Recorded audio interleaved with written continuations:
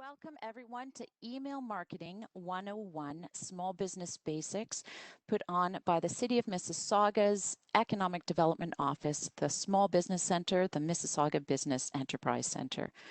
So today is July 13th, 2020. Good Monday morning. And just a little bit about a background. I am the digital marketing consultant there. I am available to provide consultations even beyond what we do here on our webinars.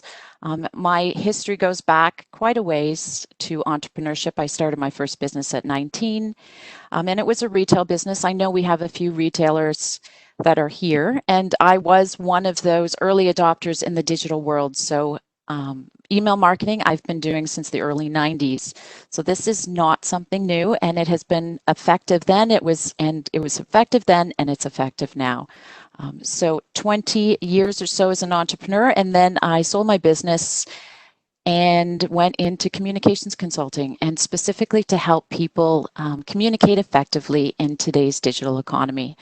So without further ado, know that I encourage you to please connect with me on social media. I'm on Twitter, Instagram, and LinkedIn at Laura L. Dunkley, and you can also follow my blog where a lot of this material is also available. It's lauradunkley.com. So the Mississauga Business Enterprise Center is part of, as mentioned, the City of Mississauga's Economic Development Office, and we're here to support you as entrepreneurs as a central source for your small business questions, support through webinars such as this and other guidance. And you can find us. The one URL you have to remember is mississauga.ca/MBEC, and that is going to be your central location to find all the information to contact us and other online resources. And some of the upcoming webinars that we have is the Content Marketing 101 on July 22nd. And I will tell you, it's part of this digital marketing series that I'm doing. And there's only so much time in each session to work on certain topics, and they quite often overlap. So today we won't spend too much time in the actual content, but content is really important for email marketing. So make sure you sign up for this because it will be a continuation in the digital marketing series. The business planning, very important to make sure you have a business plan. It doesn't mean it has to be a really long plan that you spend months and months creating before you start your business, but we're going to walk through those key elements that you need to consider to be able to start and grow your business effectively. If you're a musician and on this call today, I hope you'll also check out the Digital Marketing 101, or if you know any musicians, and we're going to specifically talk to that audience and help them build their online brand. And that's coming up the end of July.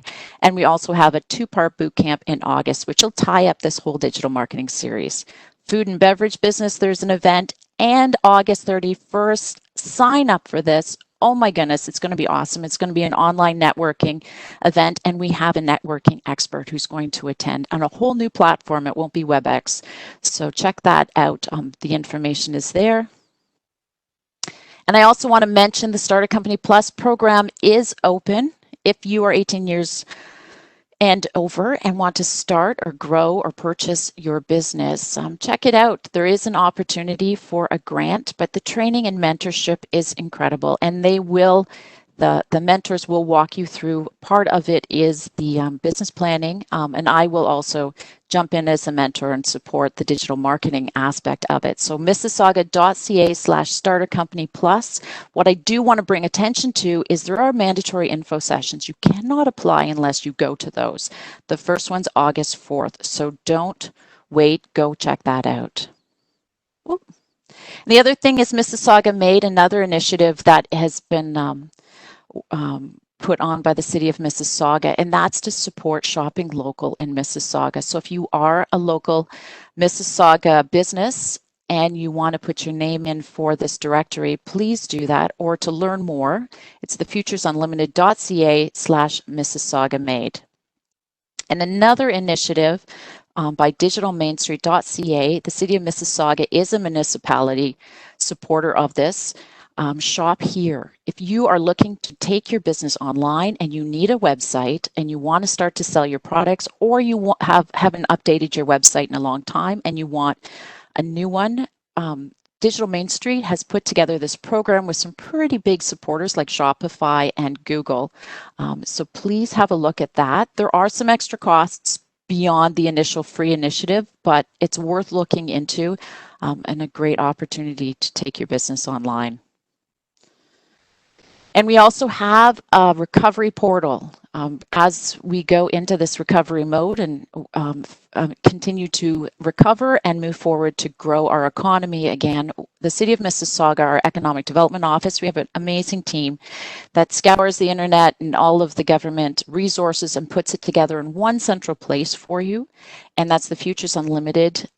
Oh, I forgot the .ca /COVID-19, and check out this. There's a lot of information, and you will be able to figure out countermeasures, and there's a lot of filters.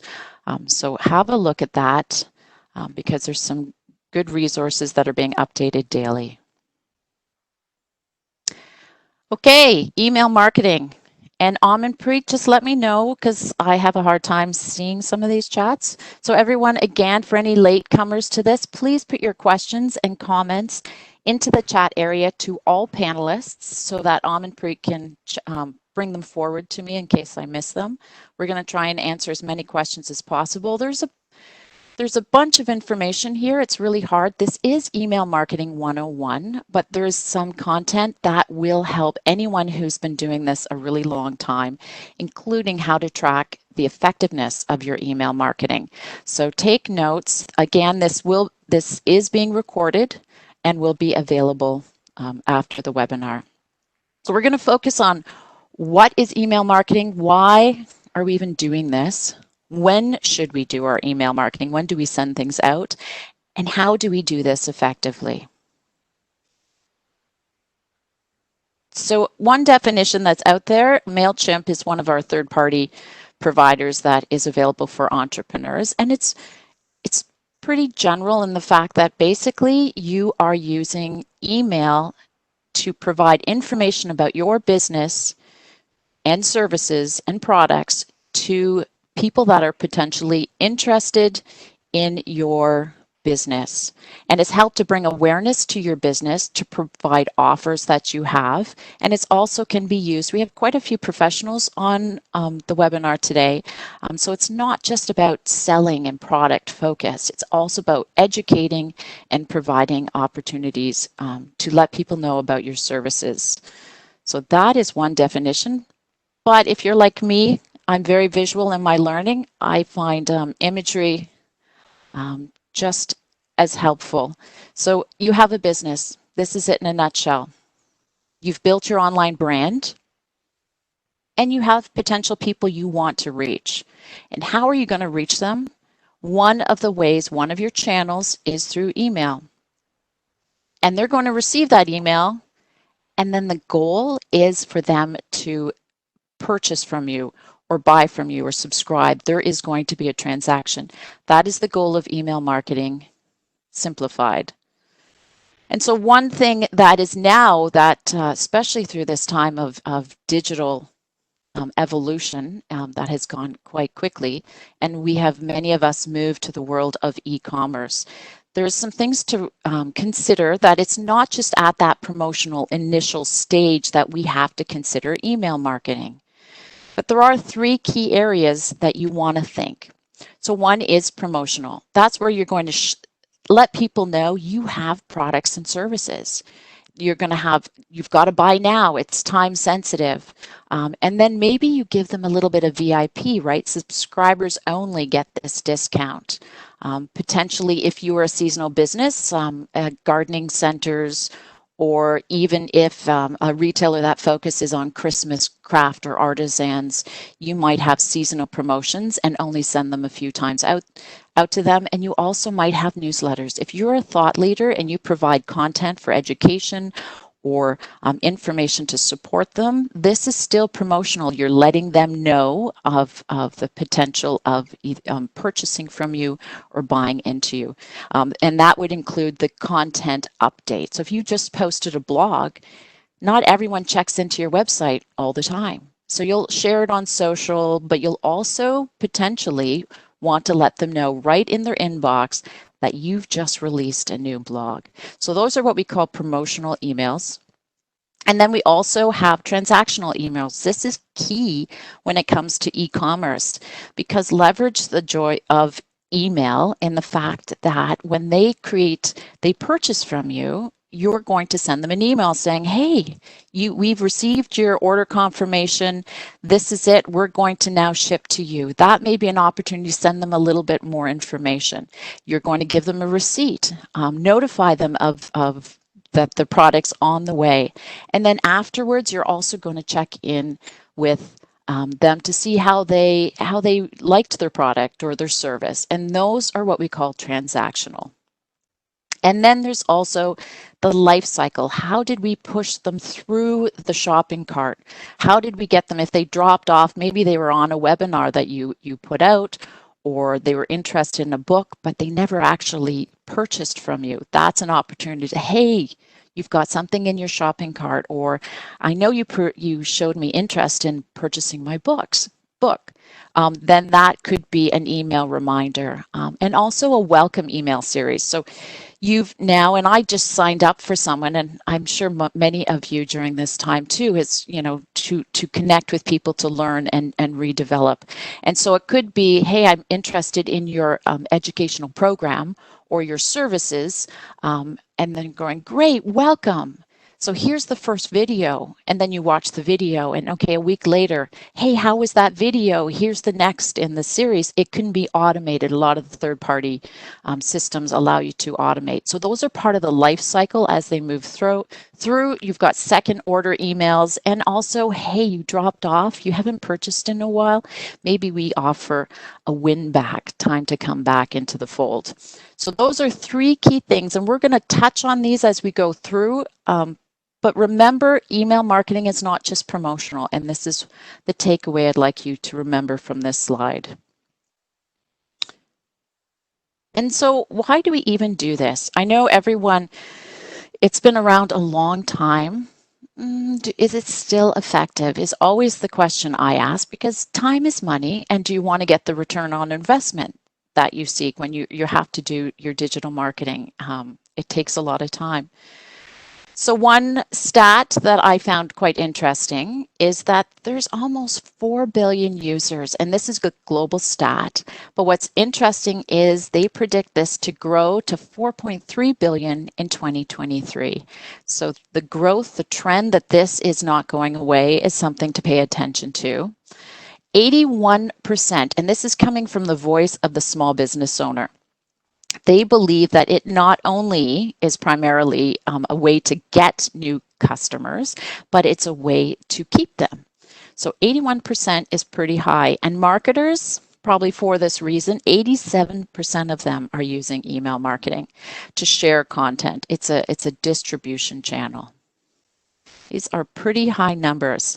And this one surprised me, and feel free in all my stats, they are sourced at the bottom of these slides. I'll also send out in the email a list of all of these links, so it's hard to get from a video afterwards. So I will put them all together. And these, I just updated these yesterday, so they are quite current. For every dollar spent in email marketing, $42 is expected to return. I don't know, that impressed me quite a bit, and that's only from 2019, so pretty good. 69% sending 3 abandoned cart emails resulted in 69% more orders. So this is where you have to remember email marketing goes beyond that initial just to acquire. It's about making sure you're in front of your potential customers and your customers throughout the entire life cycle. And you will get more effective results when you consider that.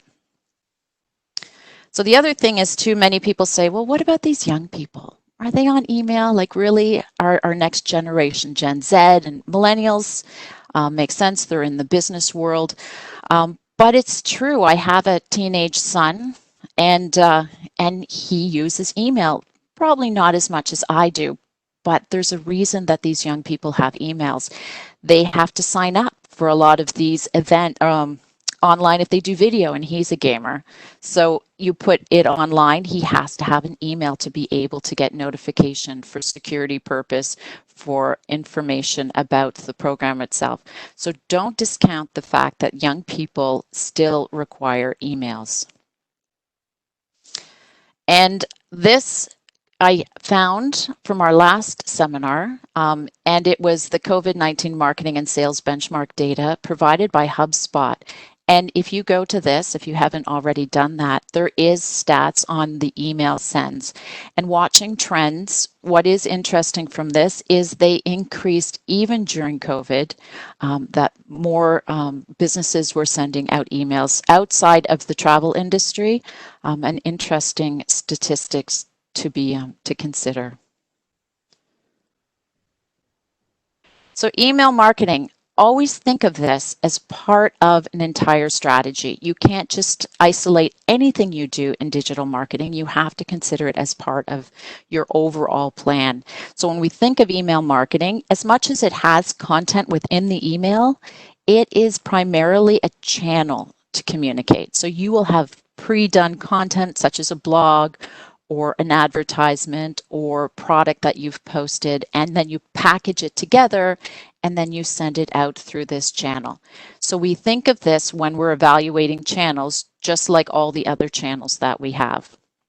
And so the key thing that we go through every time, so if you want to know, you've got all those trends that we just talked about. We talked a bit about the audience too. Is your audience accepting email? Pretty much almost 4 billion people. That's a pretty good stat to go on. The next thing you have to think about with email marketing, do you have the budget and resources? Do you have the skills? And I think with email marketing is it's time. The third party to actually do it doesn't take a lot of skills because they've increased the user experience with a lot of these tools that are provided. But it does take time. It takes time in the planning, and then it takes time in the design of the email, and then executing it at the right time. So make sure you consider that in part of your whole plan. And then what kind of regulations? We're going to talk today a bit about some regulations, and this is key for email marketing. And then how much effort to impact. Now we did find a stat, right? $1 will equal $42, if I remember that right. So it goes, okay, how much time do I have to do? Do I have to do it through all of the life cycle, or is there a key place that I can do right now and then grow it? All those questions have to be made. Is this part of a budget that I have that maybe I can outsource part of this and then keep in-house some of the other stuff? So those are all the questions only you can answer in part of your entire plan, whether you're working with a digital consultant or a social media consultant together as part of your digital marketing plan. Just make sure you consider all of this. So this in the owned, earned, and paid category, this would be an owned platform because you own all the content that you have available. So we're going to get into the polls. Okay. Here is 3 questions. The first one I'm quite interested in the fact that, I'm going to move this over here so it doesn't. So are you currently using email marketing? And I'm asking this question so that as I go through, I'll know what stage you're at. If you're just thinking about it, we'll keep it pretty high level. If you have been using it for a while, we'll spend a little more time in the tracking success. And if you plan to do it in the next 6 months, we'll definitely talk about the planning process of it. The other questions, what time of day do you read promotional emails? And when I say promotional emails, I mean from brands that you purchase from. And I want to use this because everyone can see the polls. This is part of the opportunity for you to research to see the answers to some of your questions that you will help in designing your digital marketing plan, because we have so many. Almost everyone here is a small business owner or else thinking about it or getting started. So this is some rich data that you could use. So what time of day do you read these promotional emails? Do you read it first thing in the morning before 9, just when you wake up? Do you read them through the day, maybe at lunchtime on a break from work? Or is this something that you sit down after dinner or as soon as you get home from work and you open up your emails and you check it out. So that is what I'm curious about there. And then how often do you want to receive promotional emails? This is always a question. You don't want to spam people, but you want to provide them with the information that they believe to be relevant and timely.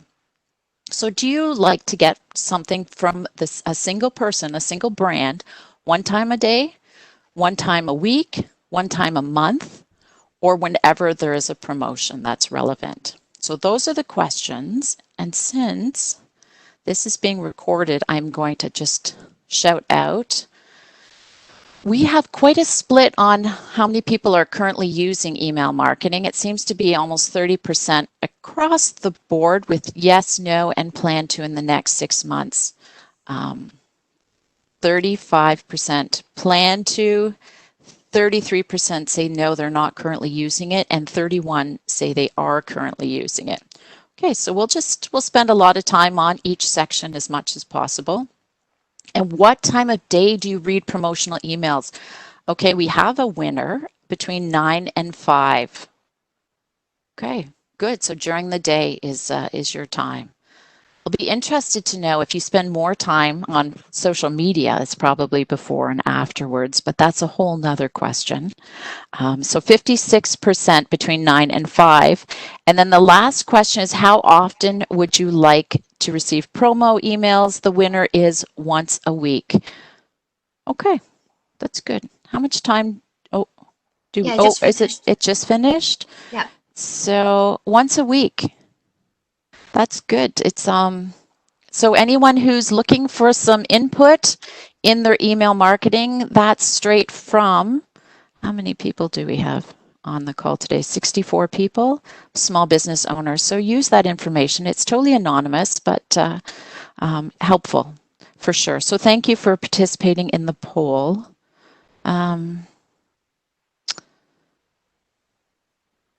Okay. Oh, yes. And so we may have some latecomers. We are recording this. And then we do have a question. Is there a metric that suggests what type of consumer is email marketing most used for? There are industry metrics. We will talk a little bit. We'll mention that going into it. If you have some industry insights, they are out there. B2B, B2C insights.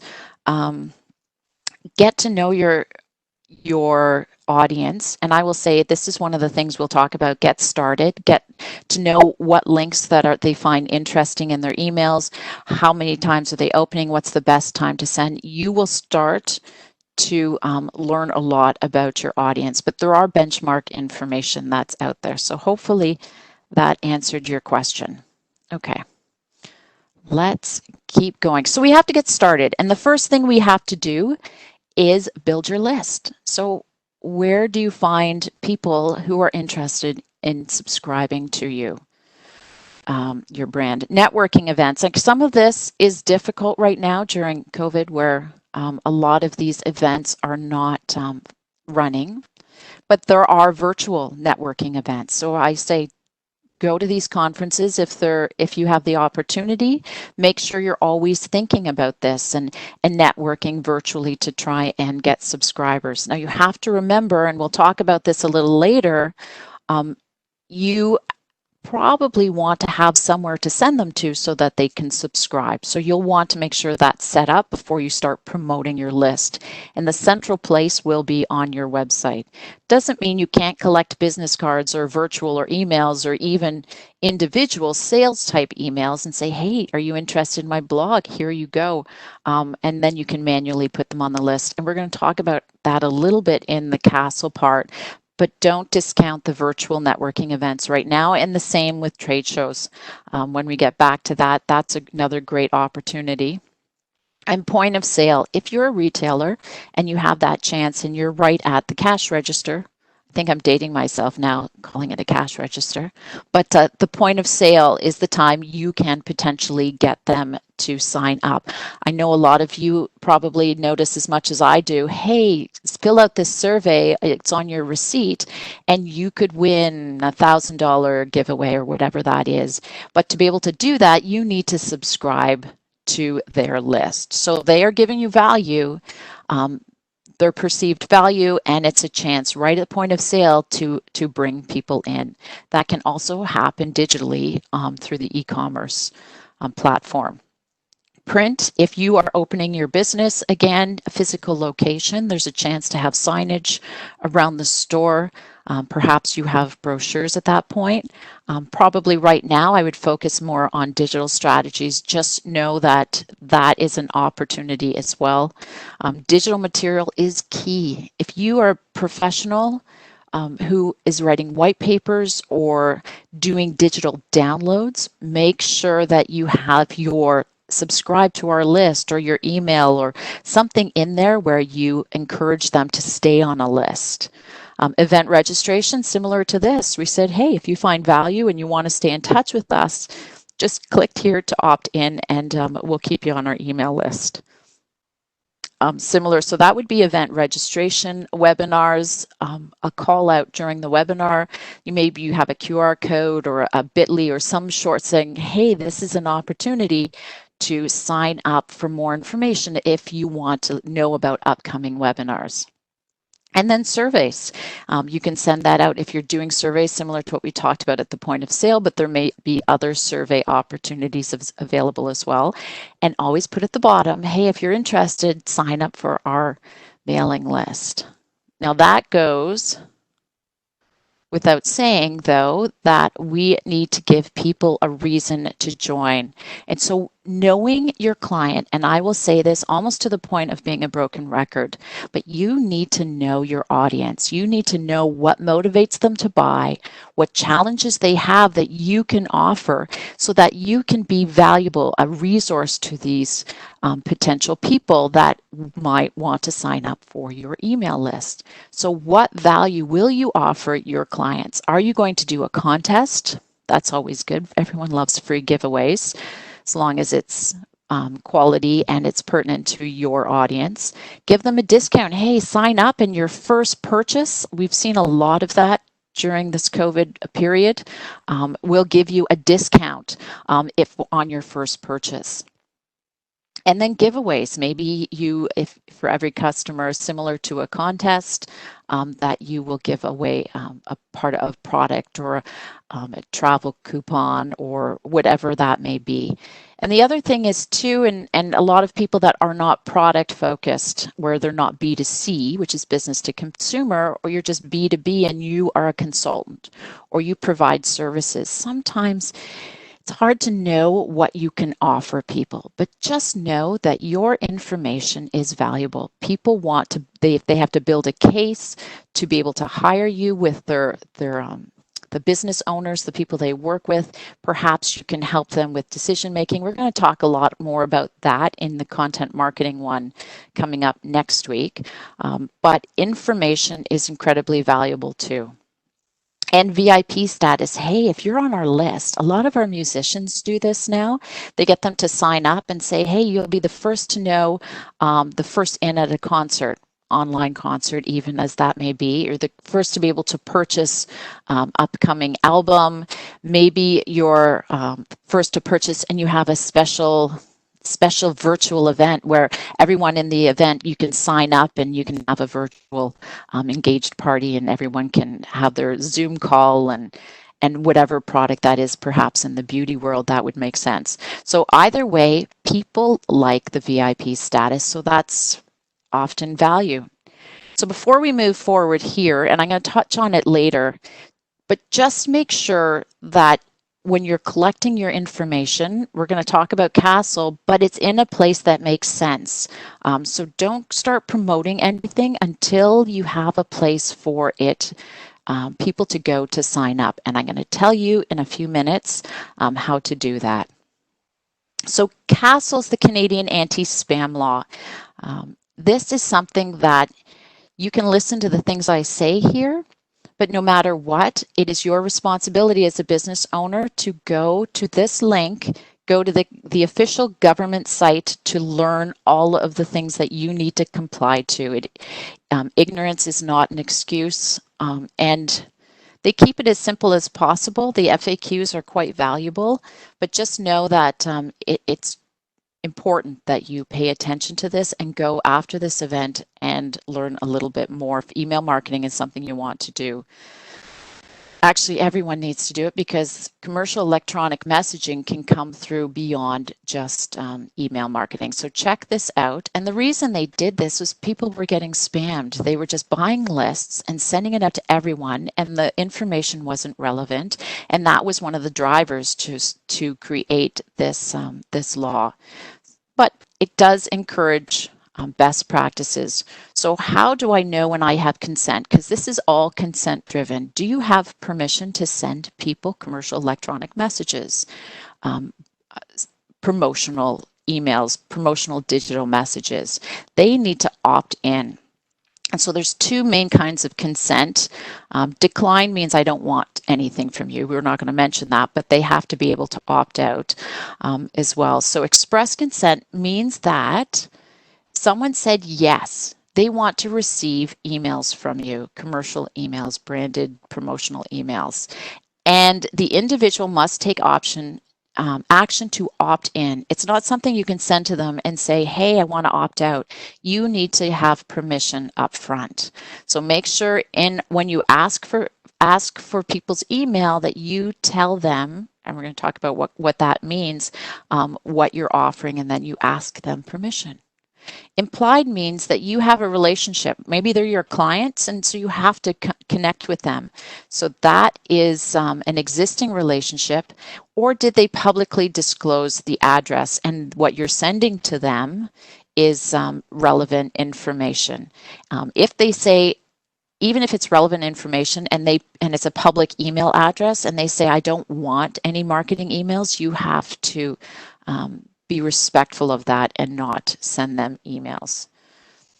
So as an example, here is our email sign-up form the City of Mississauga has, and many of you have seen this when you signed up. And so this actually might be older. I'll have to double check that. It might need to be updated, this screenshot. But basically it's saying that you will receive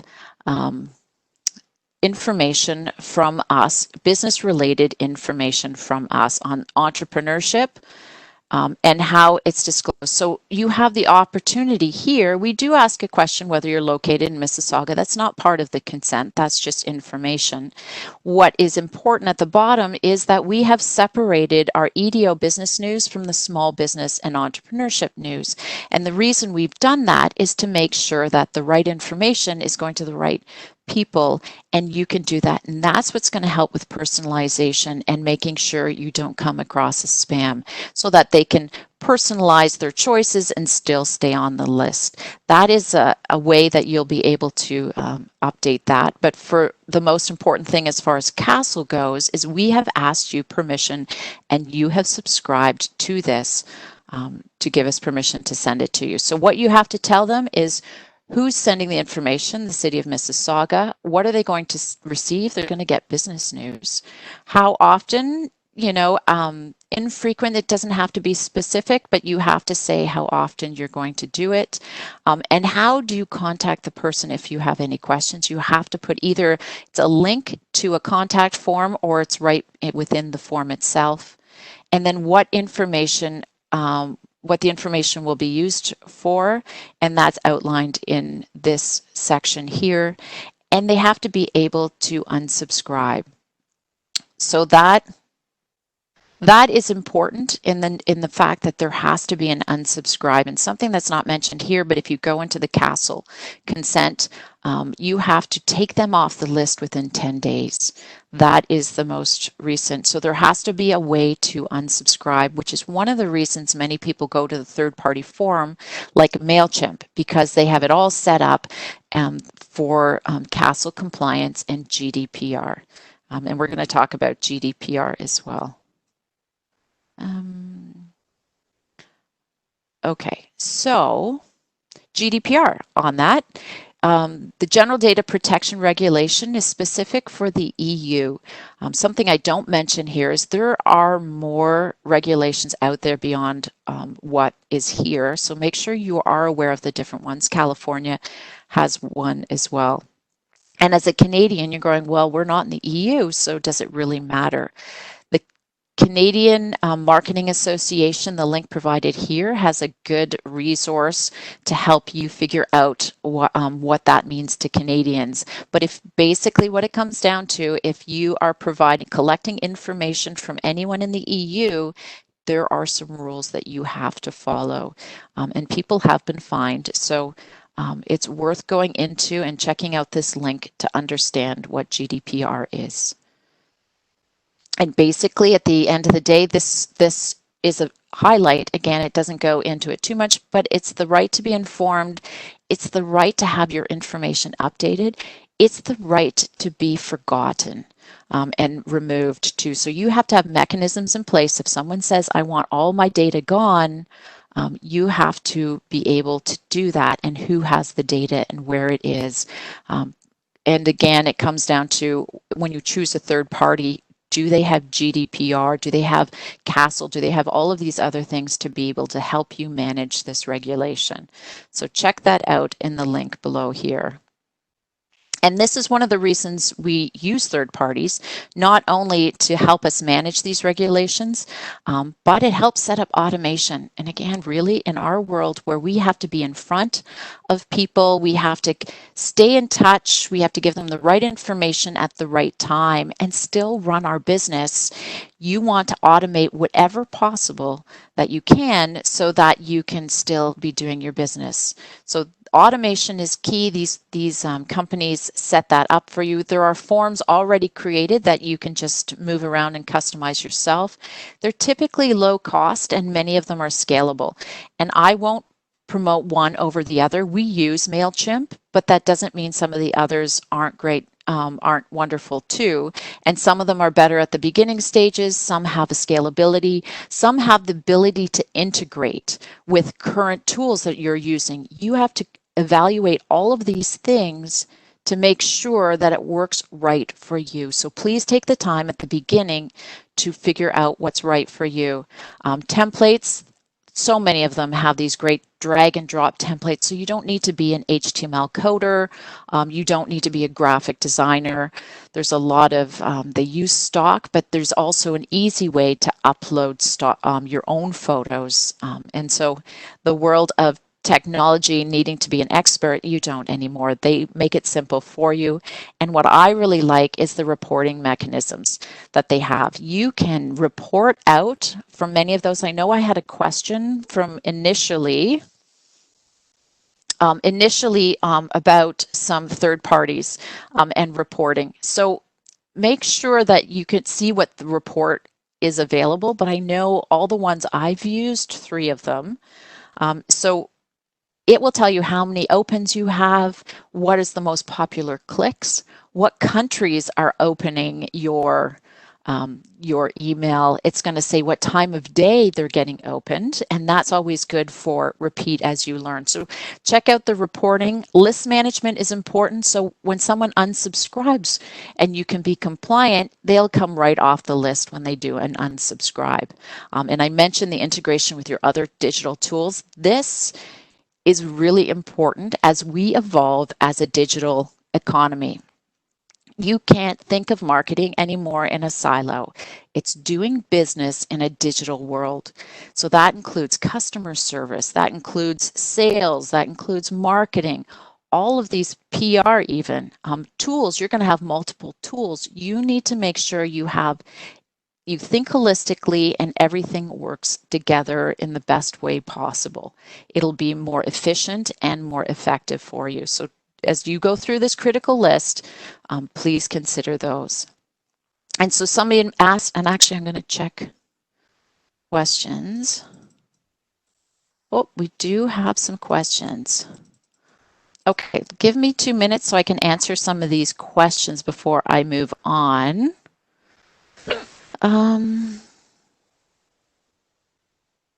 Okay. So again, I'll mention that we are sending out the link to this webinar to all attendees once it is available for its recording.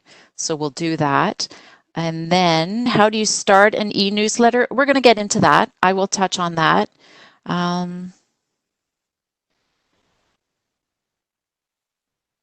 Yes, and there's a comment about making sure it's easy for people to join, for sure. CASL, does it cover other sorts of messages? So a commercial electronic message can come in other forms other than email. It can include text messages, and it also includes social media. Now, it's not social media as you understand social media, like going back and forth, but there is commercial electronic messages that falls under the social media. So please, I do encourage you to go and see the frequently asked questions because it's the best. It's the best place to get those specific answers for you. And someone's asking about buying an email list. I would say err on the side of caution and don't ever buy an email list. Unless somehow you can be 100% sure that those people are allowing you, a third-party person, to send them information. And then I would want to have a lawyer review that. So please, I err on the side of caution for you when it comes to buying an email list. Non-order related emails to my clients. Absolutely. If they're your clients, you can send them information because the implied consent means you have a relationship with them. However, the law is there as is a law, but it should be as a guideline for best practices. Don't start sending them if you have multiple categories of products or service and you want to send it to everyone and it's not relevant to your other customers. I would think that's not very strategic, and you want to be always thinking of as a resource to that client of yours. So if you think it's beneficial for you to send that, or they have the potential to become a client and bringing over to this other product, then send them. Within the CASL, it's an implied consent. Yes, you have the right to, but you just want to make sure that you are providing a resource and value to that client at all times throughout the life cycle.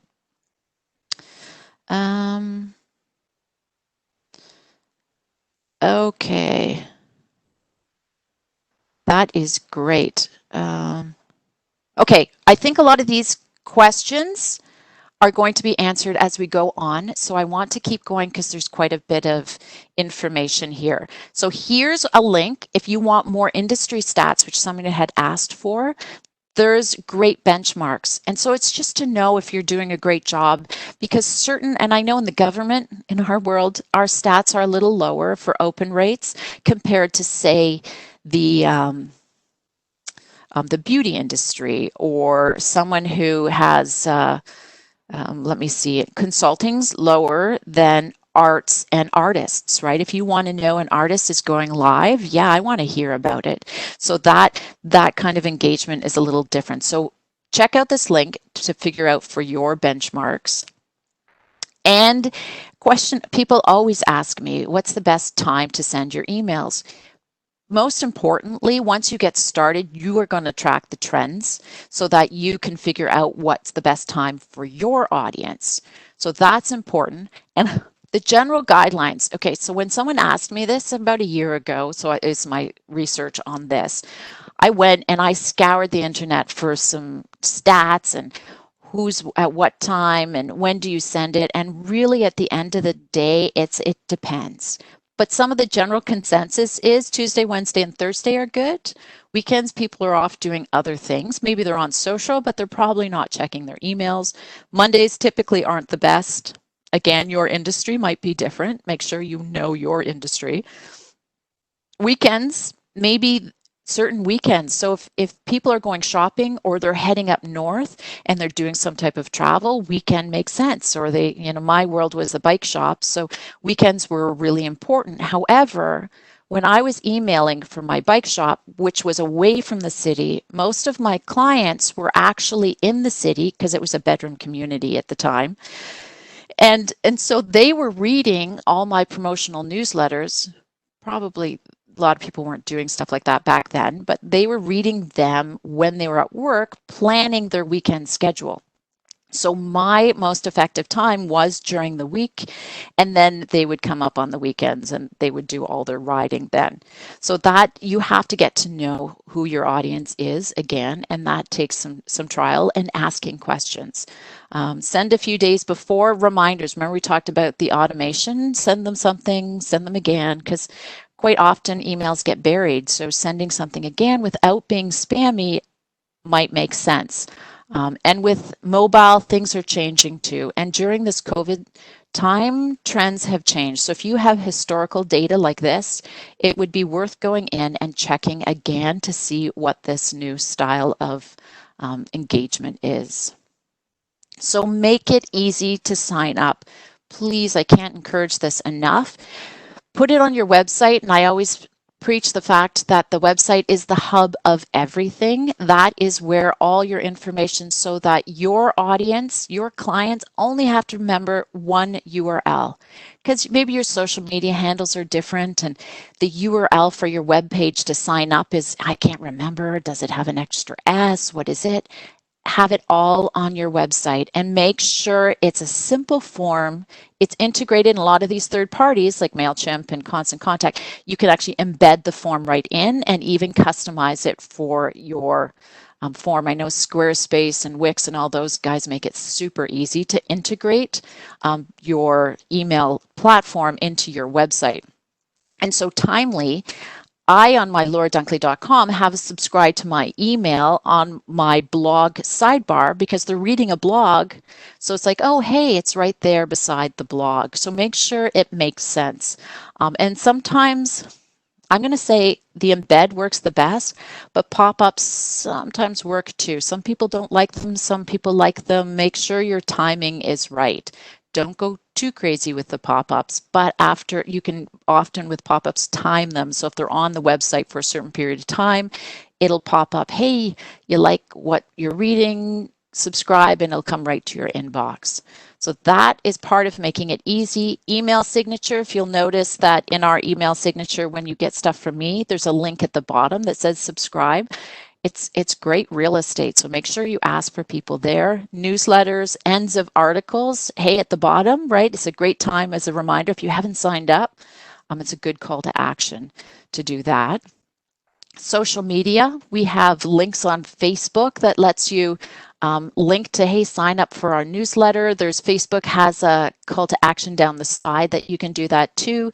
Twitter, maybe your whole campaign is around at the beginning to get subscribers. And even Instagram, right? There's one URL. Maybe you're going through a whole campaign and you create that URL that goes right to your subscribe. And maybe that's your key call to action. So there's an opportunity through social media.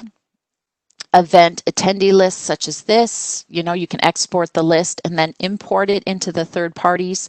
That's how we do it from ours. And make sure your graphics have clear messaging. If you do embed it in a graphic, please make it simple, shorten it somehow. I mentioned it down here with the bit.ly. Just make it very readable.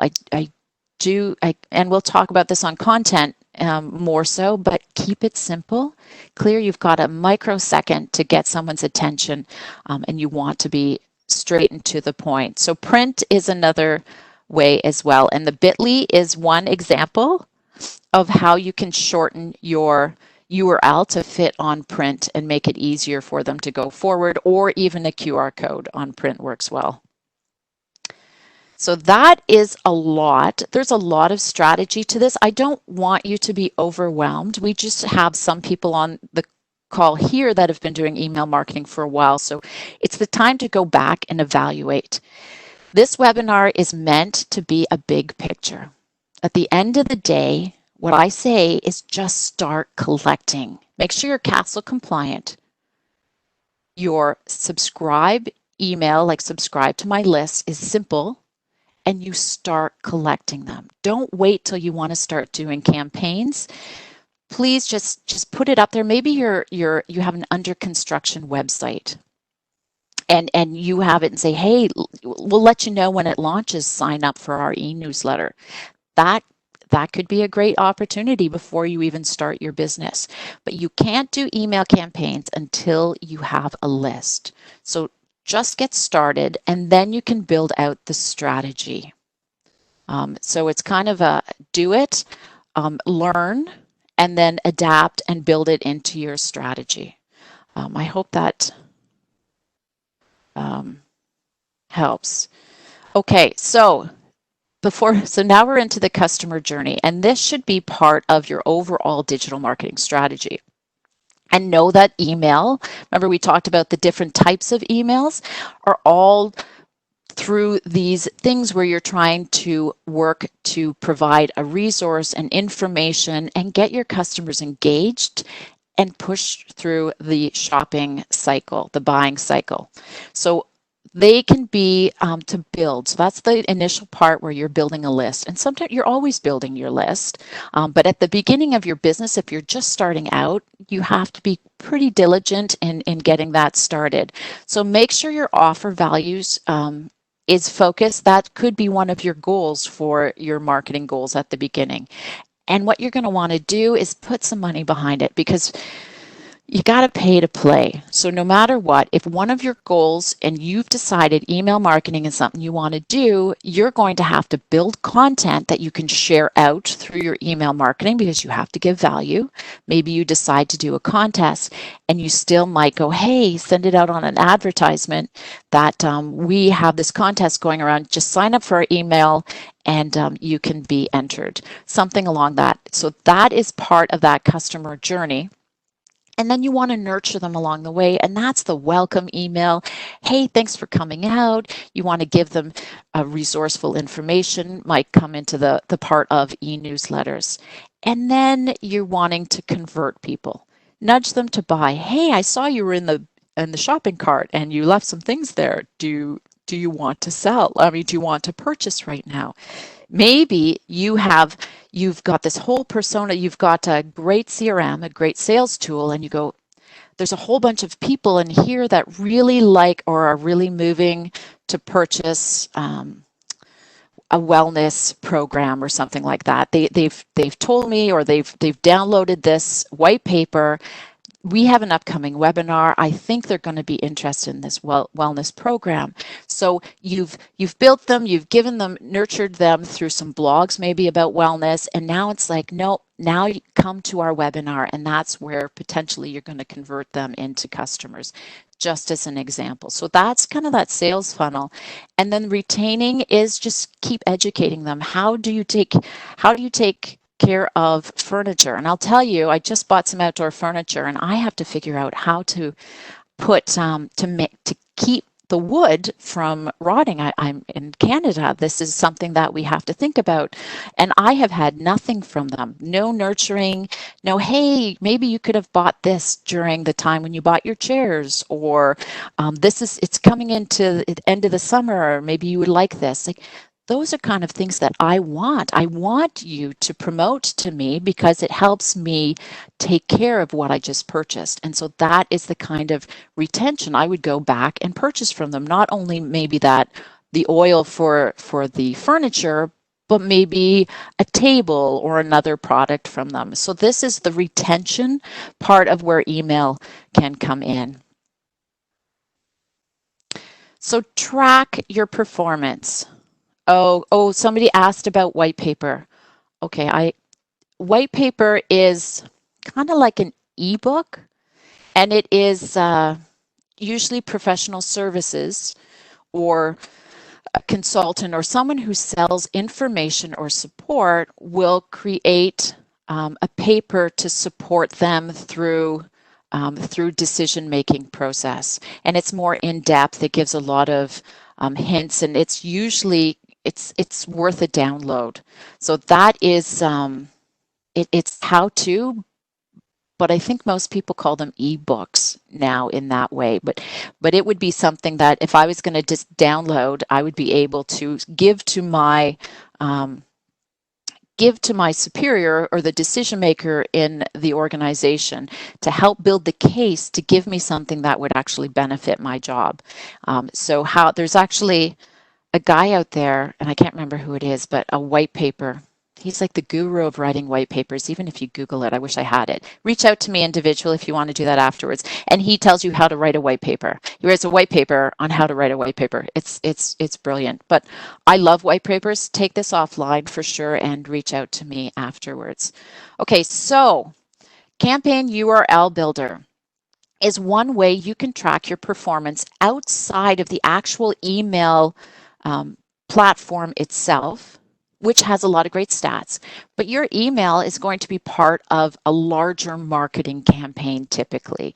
So if you are putting on a contest, you're going to do ads, you're going to create content, you're going to do social organic, and you're probably going to send out a series of email campaigns. One way, and again, I'm a big fan of the website being the hub of everything. And if I had one place to track all of the metrics, and not to say the other ones aren't important, but the key thing is that website is where I'm going to have my products. That website is where someone's going to ask for a free quotation or sign up for my consultation services is going to be on my website. So I want to be able to leverage Google Analytics to track the effectiveness of my campaign.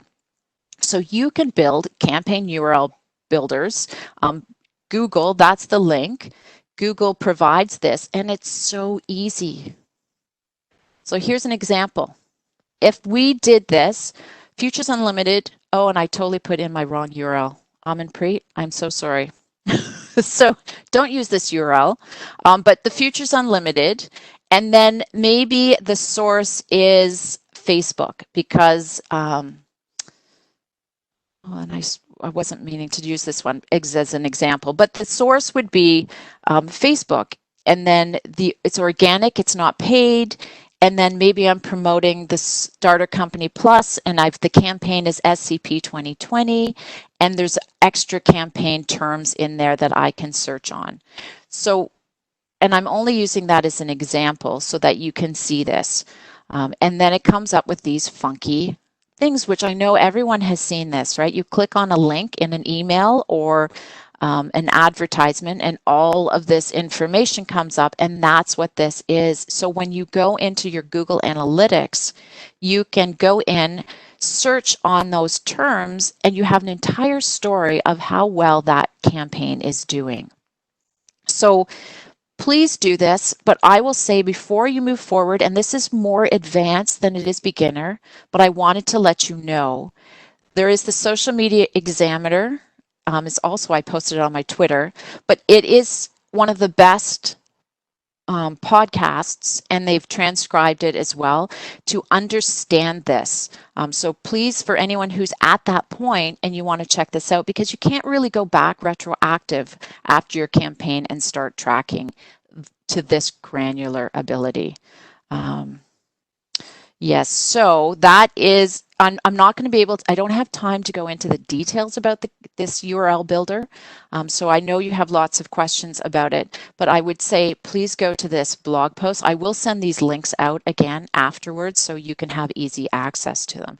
Just know that it's one way to track your success of your email marketing. And here's another one. Takes you through what we talked about in the customer journey again, and just so that you have this available. So at the building stage, because when you build your, create your digital marketing plan, and email marketing is your goal, depending on the stage and what you're using for when your email is the kind of metrics you're going to measure. So when you create your goals and objectives, and this is the kinds of things that you want to know, your KPIs, your key performance indicators, if you're doing well. So if you're building your list, you want to know how many people are coming to your website where your email sign-up form is. How many ads did you put out? How much did it cost? Did you create content? What kind of incentives? That is all part of how well you're doing building your list. And then as you get them, you're going to have your email subscribers. How many are staying on? Are they unsubscribing? How many campaigns are you putting out? So some of them are how much input, but the outcomes as well. So clicks, have they converted? So you've sent out this email, you've got this great product promotion that's out there, and you've want to track how many people have clicked through to your product, very similar to any advertisement that you have. And then how many clicked through, and then how many purchases were made after it clicked through. Very important in the convert when it comes to the return on investment. But it depends what stage you're at. If you're still in the building stage, convert isn't the primary focus. You need to start building. So the ratio of how much work you do on each and what email campaigns you're running will depend what stage you're at. And then retain is, are you losing people? Are you not providing the value anymore? And then there's other direct emails, there's surveys. But most importantly is this screen is meant for you to just go and look at what your goals and objectives are for email marketing. What stage are you in? And then make sure you're tracking the right metrics. Oh, you know what? My thing keeps,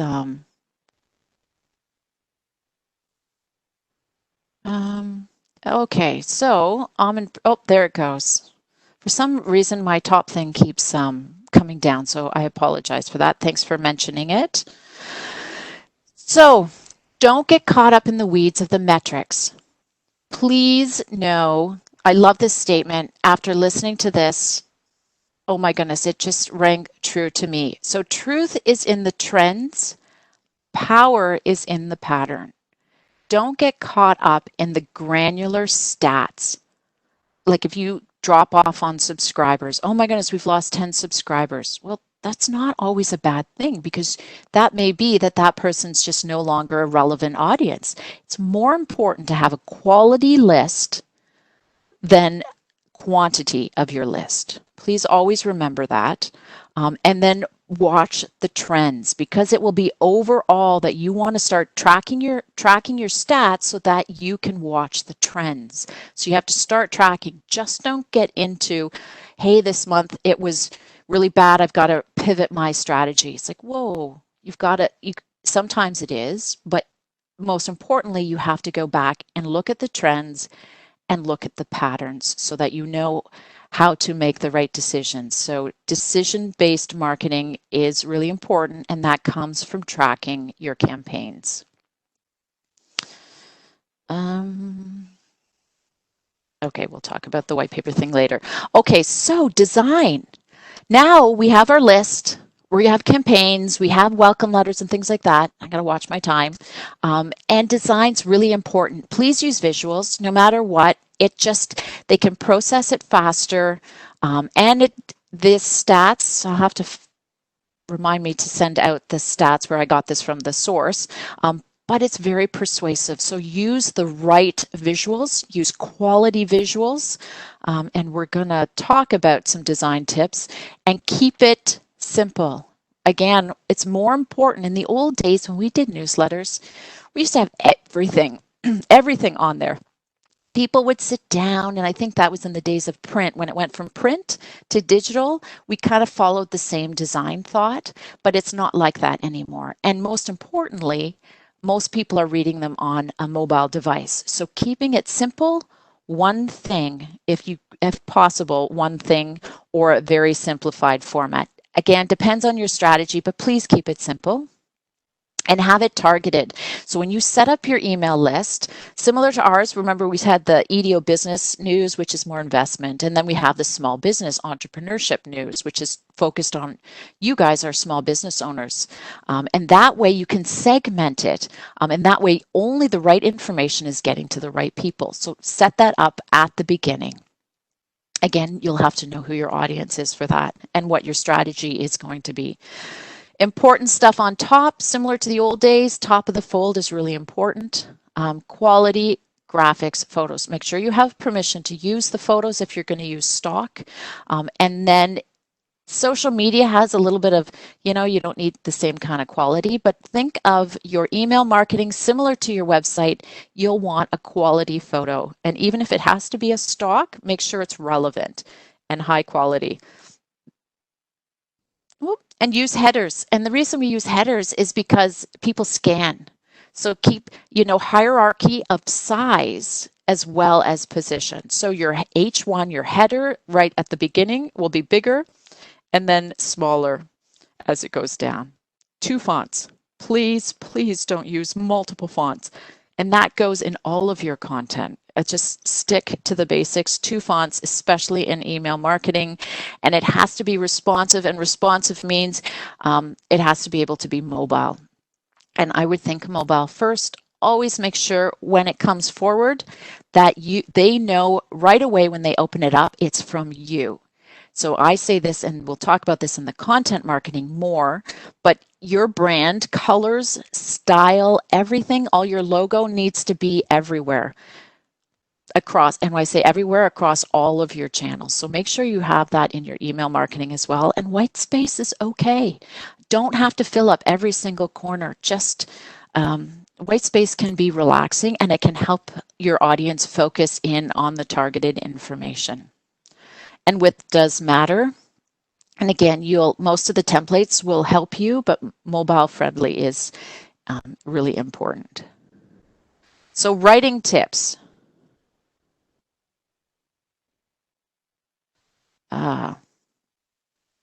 Okay, so choose a subject line, have a hook, make it interesting, keep it short and to the point, and a clear call to action. Clear and direct.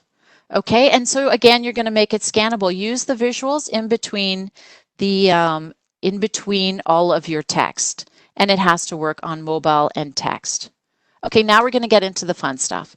I know someone mentioned some of the content is very theoretical at the beginning and conceptual, but you need that first to know how it applies to your whole business strategy. And then now we can get into the tactics. If you go the tactics first, it's okay. You should be able to learn from them too, but it's going to now make more sense. So we're now into the, hey, this is what someone is doing. So theory aside and moving forward into the actual practical part. Subject line. Make sure that you consider the subject line totally relevant, cool, and to the point. And I'm putting these down so that you know when we refer to them, or you'll see them in the template, that you'll go, oh, logo. Oh, yes, that's where I'm supposed to put in my logo. So this is meant for you to take this. So when you're setting up your own templates for campaigns, you'll have a go-to guide. This is your headline that's in there. It's like, oh, it grabbed me. We're sorry. Oh, wow. Okay. This is too bad. You're actually thinking about me, but this is great. The body of your email is all of this that she has put in here for hers. The main image, see how she's only got one image, and that's really important. So shop the collection is down the bottom, and that is call to action. So these are the key components of an email marketing. And then the body container, you'll actually see body container. So when you click on that, you'll get to pick a color, or you can leave it white and then it'll spread out through the whole thing. But if you choose green or you choose a different color, it's within the container, and that's what you're going to see when you choose your color. Okay. So this is at the bottom, and this is her footer area. And this is really important, not only for your users when you send it, but also for CASL compliance. So the footer area says, oh, this is probably what she's got on all of her email campaigns, and encouraging you to visit her store, find a store. So there's obviously local, lots of different stores. Really easy to figure this out, right? You know who she is, there's her logo, and you know how to find out where she is. So that's the business information, and always put your social links in. Okay, so this is an older one. She still has Google Plus. I would say get rid of that one. But either way, that's your social links. And then terms and conditions, you might not be able to see this, but that's at the bottom. Third parties like MailChimp will help you define what your terms and conditions are, mailing address and contact information to make sure you're compliant with CASL. And she's mobile friendly. How great is that? So that is always check before you send your email campaign. There's a chance to preview, and there's a chance to send a test. Always send a test. Always preview. Please do that. Now, the automated ones, you're going to test one, and then you're not going to check them afterwards. But before they actually get published, you'll want to test it. Please do that. So sign up forms. Okay, here's some examples to inspire you as designers, and we all are digital marketing, graphic designers to some degree, aren't we?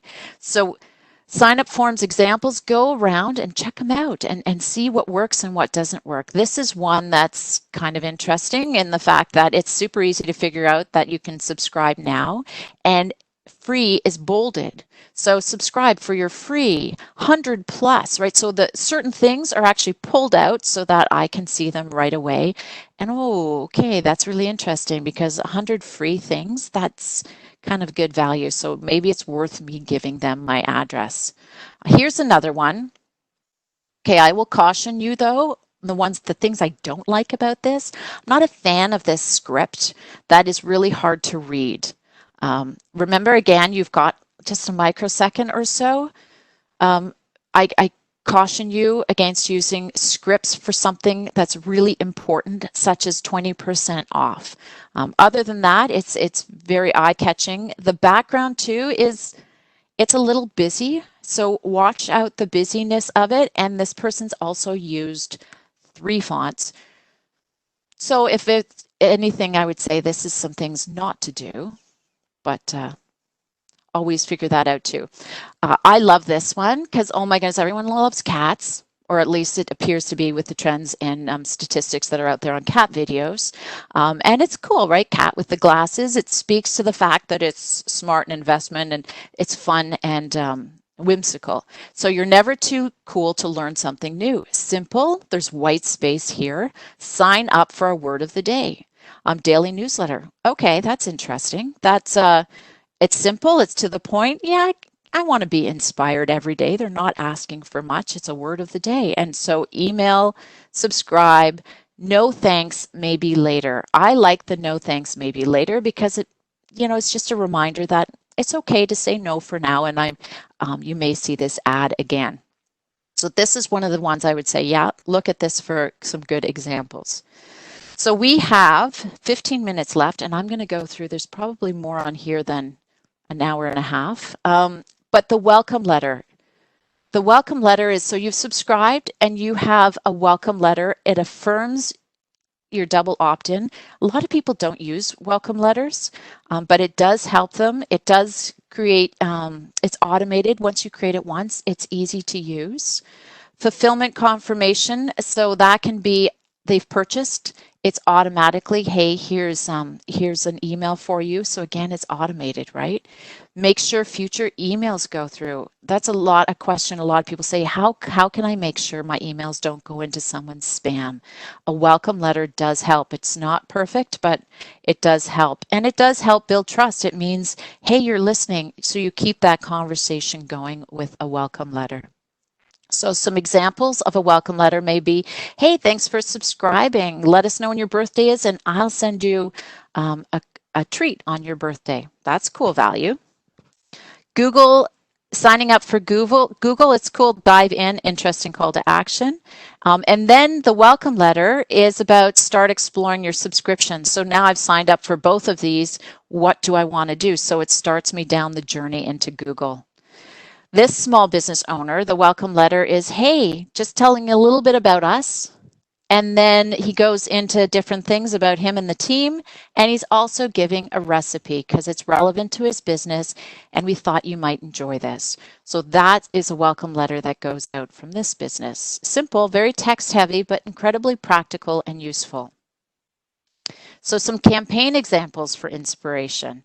You're invited. So you're starting up again, and right now especially as people are going back out into business and they're going to patios and they're getting their hair cut and their dogs groomed and things like this, this is a time to potentially reach out to people and let them know. So create a graphic, let them know the key times, if it's an event you're putting on, all of that key information, and then package it up nicely in a graphic that speaks to people.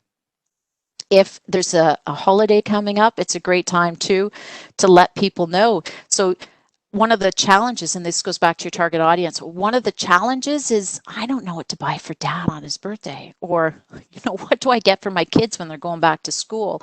Things like that. This is a chance to be a resource, plus promote your business. So now it's super easy for them to do that and shop. So the campaign is promotional, right? This is, you've got your list, and now you're going to promote to them. Mother's Day, another one. Okay, this is really busy, but whimsical.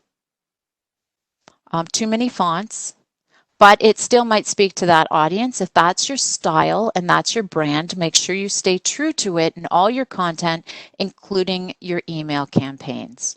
So this appears to be the right style. I would still caution against using too many fonts. And this one, super simple. Shop now, right? Happy Hanukkah. It's a visual of holidays. She's wearing some holiday attire. The logo, simple. It stands alone on the top. Shop now. I mean, it's so easy. One thing to focus on. And then this one, like, think about black on white. If that's your style, you can do that. And this is this is a photographer. So if you're a photographer or you're a visual artist, you want to make sure that your images are speaking mostly and the text goes to the back. So make sure, again, that it sticks with your style, it sticks with your brand, and it gets your message across in knowing your audience. So we're coming to the end, and I want to check the questions, if there's any questions, because what this next section is, and Amanpreet and I put this together a little while ago.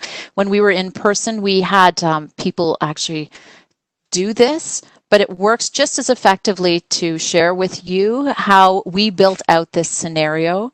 And Aman, this took us quite a while to build this out, didn't it? It did, yeah. To go through all the steps and everything took a while.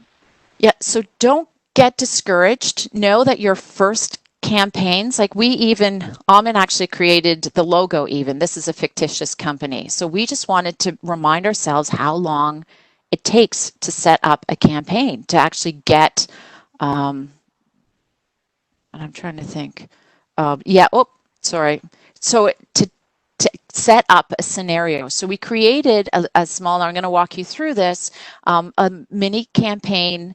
And I know this is going to seem, and I'll go through it quickly because there's a bit of a strategy. Before you do anything, know always why and how it fits into the rest of your marketing plan. And we're going to walk through some examples so you'll have it afterwards. But we created the logo, we created the whole campaign. It was a bit of work. Don't get discouraged. Once you have this, to replicate them is so much easier. So Pet Palace is a company, fictitious company, that sells toy treats and grooming. And our goal was to increase cat and dog grooming. The business objective, again, specific, to get X amount of grooming clients by the end of a certain period. And then the target audience were obviously cat and dog clients, right? They are quite different. So how do you market to two distinct audiences? And I'll let you know, we did create this in Canva. So the logo, and when you come to the content marketing one, we'll talk more about Canva and how to create stuff like this. And then you want to do marketing goals. So really at the point is, why are we even doing this? We want to be able to let people know about our grooming services, make sure that they know we're like the best, and get people to try out our services. This was our goal. So this is a mini digital marketing plan that helped inform us. Some of the tactics were that we're going to give away some free grooming, just as if you are maybe you're a musician and you're going to give away some free lessons. Maybe you are, and it doesn't mean you have to, I'm just using these examples. Maybe as a consultant, you give away for an hour free consultation for every new potential client. There's a bunch of different things. Maybe you are a makeup artist and you give away samples to X amount of people. What this company was doing, they're going to do some free grooming. So one of the tactics that we're going to use is an email campaign, and that's what we did. And we listed some of the things that was the metrics. This is an example of how an email campaign will fit into your overall strategy. It doesn't stand alone. So this is kind of a mini one, and this is what we did. Don't sign up for the list, but this was the demo. So what we did is this was the promotional, this was the sign up for the services. So cute, cuddly pictures, right? It instills emotion. That's what content is going to do. How do you say no? So we're saying you can't say no to these cute little fuzzy creatures. So sign up and we're going to give you a promo. And so after they signed up, we send out this welcome letter. Hey, thanks for signing up. You now get a discount. Makes sense, right? Because every pet owner, we have to go through a lot of toys. I don't know about you guys, but my dog goes through a lot of treats. And then, so that was the welcome letter. It talked a little bit about what they're going to get every month. Come to visit our store and then visit our website. So now this is where we started segmenting our audience. We have dog lovers here. Oh, and my thing is not working. Sorry. It's very sensitive today. So if you're a dog lover, you're going to go here. And what that takes us to then is a landing page specifically for dogs, because we, through our research, realize that dog people and cat people are typically quite different. They may be, you may have both, but we wanted to start segmenting them. So dog lovers went one way, cat lovers went the other. And this was from the welcome. And then in MailChimp is the one we use. We sent them to a landing page that they created, that we created on MailChimp. And so now it's very focused on only dogs, the most adorable little dog that's sitting there and going, oh, I'm a dog person, so that's cute. And it's going to say, hey, sign up for your free 15-minute session. And the call to action there goes then to the book appointment. And remember when you're replicating, because I made this mistake when we did our last session, we replicated it and then I forgot to change the dates. So just always make sure you double check and then you go through a pilot. Please go through a pilot, have someone test it before you start promoting it. And then this one's the cat one. So see, very cat focused. There's no dogs anywhere on here. It's specific to cat lovers. And so now we have segmented and personalized so it goes straight to the cat page. And then it goes, this is where they sign up and they learn more. So the point is here is it's cute and cuddly. It entices us. We're giving them something. We give them a welcome page. We then segment them and it goes, oh my goodness, totally cool. Cats get their grooming. Free dogs get their grooming. So that is a mini campaign. Any questions about this campaign? Because it looks simple, but it's not difficult, but you have to think strategically and you have to take the time to think through and set them up. But it does make a difference if you segment. Before going to key takeaways,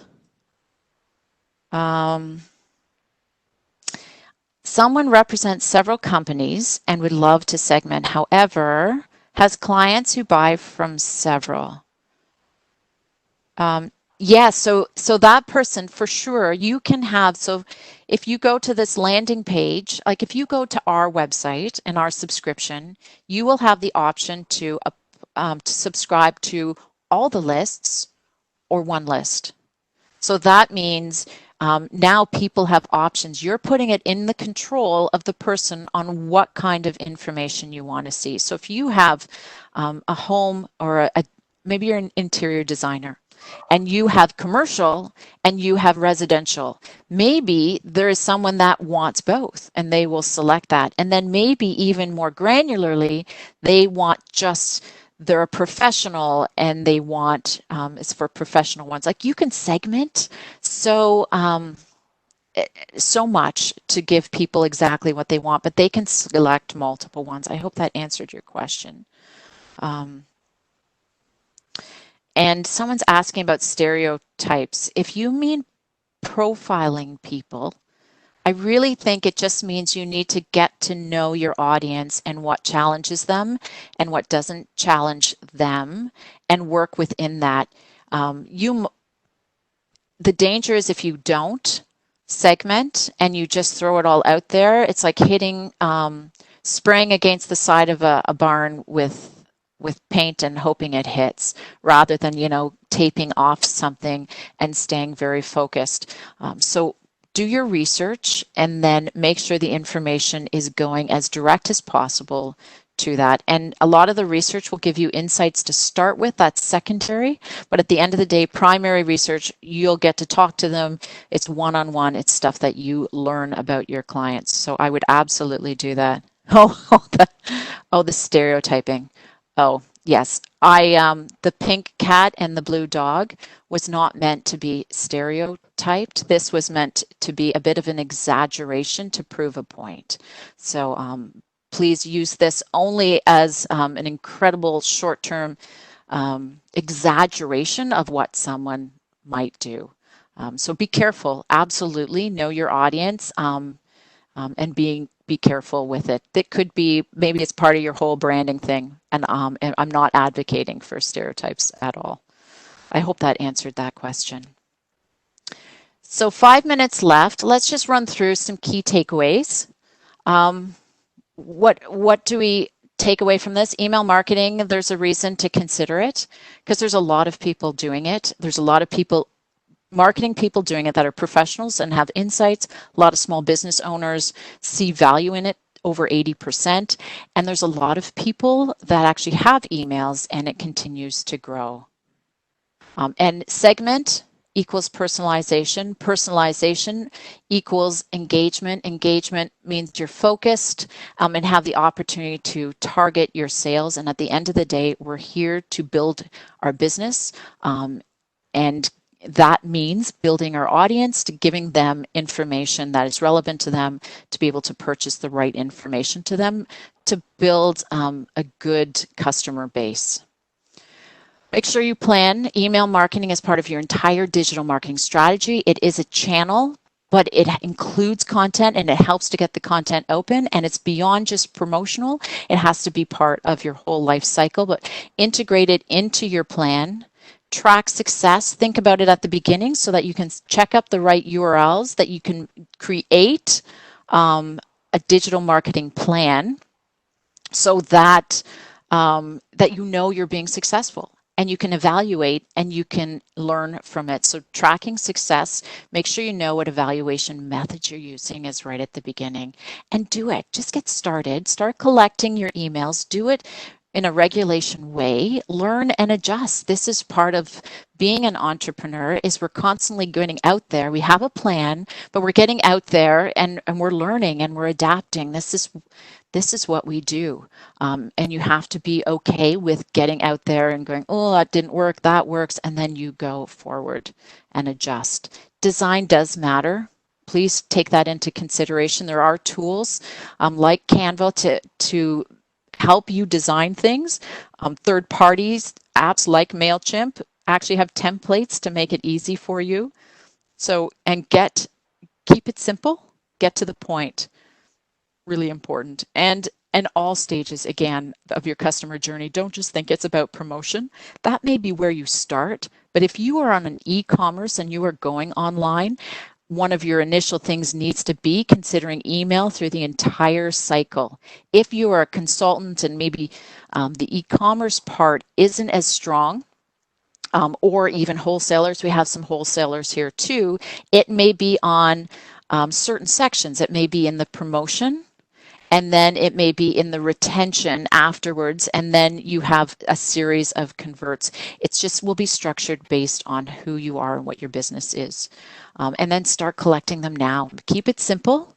Get out there and always think about, it's like, hey, and ask the question, are you interested? This is what I'm doing. Make sure you know what you're going to offer, and then start putting it out there. And always remember to get consent, and consent means permission. Okay, so that's it. Key takeaways. I'm going to leave it on this slide. But if you have any more questions, we're right down to the hour and a half. I am happy to stay on for a little bit and answer some questions.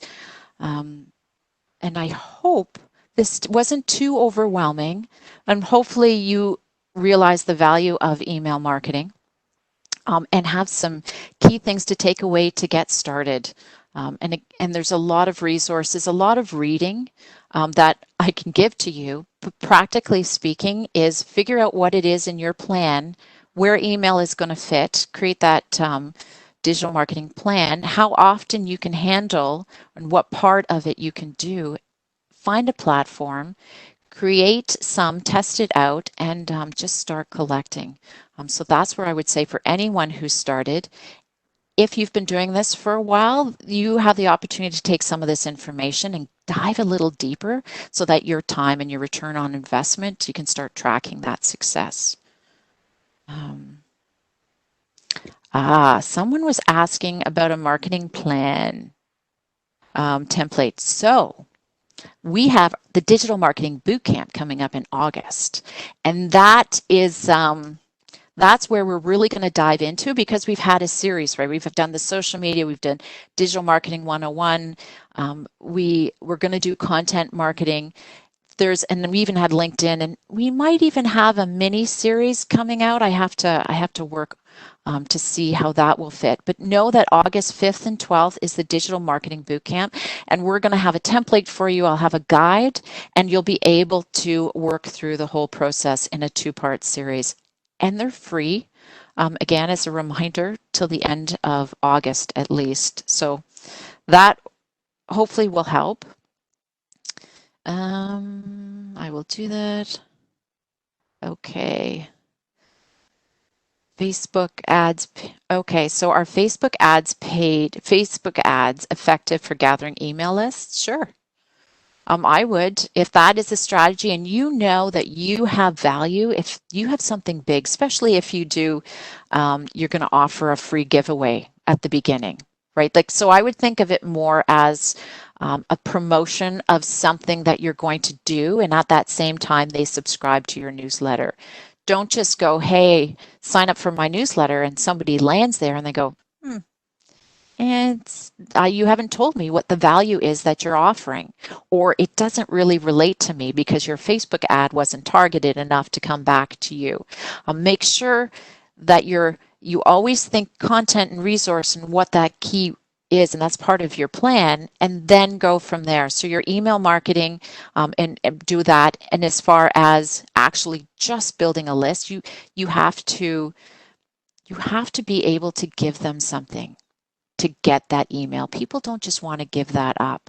So think about what value you have to offer, what's your giveaway, and then sure, put some money against it.